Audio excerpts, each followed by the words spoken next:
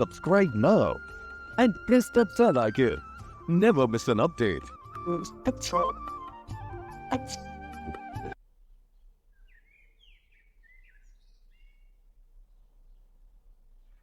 सरला नाम की एक गरीब कृष्ण भक्त थी। सरला भले ही गरीबी में दिन गुजार रही थी, फिर भी वह भगवान कृष्ण पर से अपना विश्वास कभी भी नहीं हटाती थी।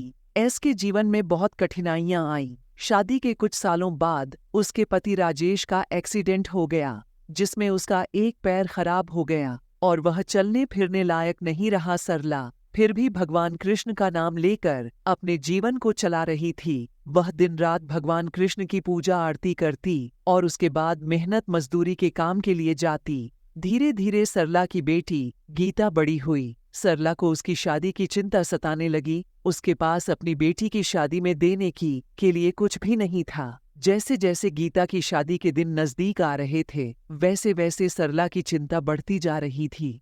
सरला जाकर बड़े भैया भाभी से थोड़ी मदद मांगा। क्या पता वह हमारी बेटी की शादी के लिए थोड़ी मदद कर दें। पता नहीं जिंदगी ने मुझे भी अपाहिज बना दिया। नहीं तो थोड़ी मेहनत मजदूरी कर लेता तो पैसे जुड़ जाते। सारे दुखों की वजह मैं ही हूं। बापू, मेरी शादी की चिंता में माँ और आप दोनों कितने परेशान हो रहे हैं। नहीं नहीं बेटी, ऐसा नहीं कहते। मैं एक काम करती हूँ, जेठानी जी से थोड़ी मदद मांग लेती हूँ। उधार के पैसे लेकर कुछ तो सामान आ ही जाएगा। फिर शादी के बाद धीरे धीरे उनका उधार चुका रहूंगी। क्या बात है मालती बहन, तुम्हारी देवरानी सरला तो शादी की कोई तैयारी करते हुए दिखाई नहीं दे रही। गीता की शादी के दिन तो नजदीक आ रहे हैं ना। मुझे क्या पता क्या कर रही है। अब देखो बहन जी, हमारे पास भी इतने पैसे नहीं हैं। हमें खुद अपने बच्चों की शादी करनी है। अब इसका पति बीमार हो गया, इसे मजदूरी करनी पड़ी, तो इसमें हमारी क्या गलती है। मैंने तो अपना हाथ पीछे कर लिया। मेरे पास इतने पैसे नहीं जो मैं इसकी मदद करूं। अब मेरे पास अगर आएगी मदद के लिए तो मैं पहले ही मना कर दूंगी। तभी सरला आ जाती है। अरे सरला, नमस्ते, कैसी हो? और बेटी की शादी की तैयारी चल रही है? वैसे कौन से दिन की निकली है शादी? अगले हफ्ते की शादी है, बस तैयारी कर ही रही हूँ। अच्छा, मैं चूल्हे पर सब्जी चढ़ाकर आई थी, जरा देख लूं, जल ना गई। सरला अपनी जेठानी की पहले ही सारी बातें सुन चुकी थी। वह अपनी आंखों में आंसू छुपाए वापस घर लौट आई। जेठानी जरूरत के समय उससे मुंह फिर लेती है। सरला भगवान कृष्ण से प्रार्थना करती है, हे श्याम, हे मोहन मुरारी, मेरी बेटी गीता की शादी तय हो गई है, पर उसकी शादी में देने के लिए मेरे पास कुछ भी नहीं है। पर प्रभु, मैं इतना जानती हूं कि कोई मेरी मदद करे न करे, आप मेरी मदद को जरूर आओगे।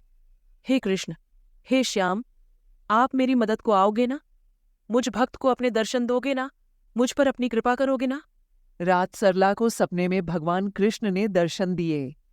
सरला, मैं जानता हूं तुम मेरी परम भक्त हो।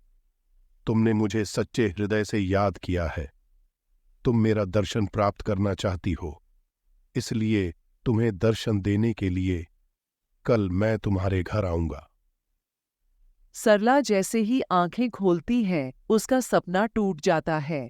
अगले दिन वह बार बार अपने द्वार पर जाकर देखती है कि कहीं भगवान कृष्ण आ तो नहीं रहे हैं। माँ, क्या हुआ? तुम बार बार दरवाजे पर क्यों जा रही हो? कोई आने वाला है क्या? गीता, कल रात स्वप्न में मेरे श्याम आए थे। उन्होंने मुझसे कहा था कि वह आज मेरे घर पधारेंगे और मुझे दर्शन देंगे। मैं उन्हीं की राह देख रही हूं। तू भी ध्यान रखना, कभी मेरा ध्यान ना रहे तो वह आकर चले ना जाए। वैसे अभी तक सुबह से कोई आया तो नहीं था? नहीं माँ, अभी कोई भी नहीं आया। मैं तो आंगन में ही बैठी थी। कि तभी एक चूड़ी बेचने वाला आ जाता है। उसने अपने सिर पर चूड़ियों से भरा टोकरा रखा हुआ था। चूड़ी ले लो, चूड़ी रंग बिरंगी चूड़ी। अरे बहन, चूड़ी ले लो, लाल पीली नीली हरी, सब रंगों की चूड़ियां हैं। मेरे पास देखो कितनी सुंदर सुंदर चूड़ियां हैं। नहीं नहीं भैया, मुझे अभी चूड़ियां नहीं खरीदनी। मैं किसी के आने की राह देख रही हूँ। अभी मेरे पास चूड़ियां खरीदने का समय नहीं है। खरीद लो, पता नहीं फिर ऐसा मौका हाथ आए या नहीं। मैं बदले में पैसे नहीं लूंगा। मुझे तो भूख लगी है, बस 2 रोटी बांध कर दे दो ताकि मैं रास्ते में खा लूं। सुबह से चूड़ी बेचने निकला हूं, आज रोटी घर पर भूल आया था। बहुत जोरों की भूख लग रही है। तुम्हें चूड़ी देकर बदले में 2 रोटी खा लूंगा तो मेरा पेट भर जाएगा, फिर मैं और जगह चूड़ी बेचने जा सकता हूं। अगर मैं तुम्हारे लिए रोटी लेने अंदर गई और पीछे से मेरे श्याम मुरारी, अब मेरा मतलब है कि जिनके आने की मैं राह देख रही हूं, अगर वह आकर चले गए तो बाद में मुझे पछतावा होता रहेगा। तुम चिंता मत करो, मैं देखता रहूंगा। अगर कोई आया तो मैं तुम्हें आवाज लगा दूंगा। वह जैसे ही अंदर जाती है, भगवान कृष्ण गायब हो जाते हैं और चूड़ियों का टोकरा वहीं पर शोर आते हैं। जब सरला ने उस टोकरी को देखा तो वह चूड़ियां हीरे मोती बन जाते हैं। सरला भगवान कृष्ण का शुक्रिया करती है और अपनी बेटी की शादी बहुत धूमधाम से मनाती है। Subscribe now and press the bell icon. Never miss an update.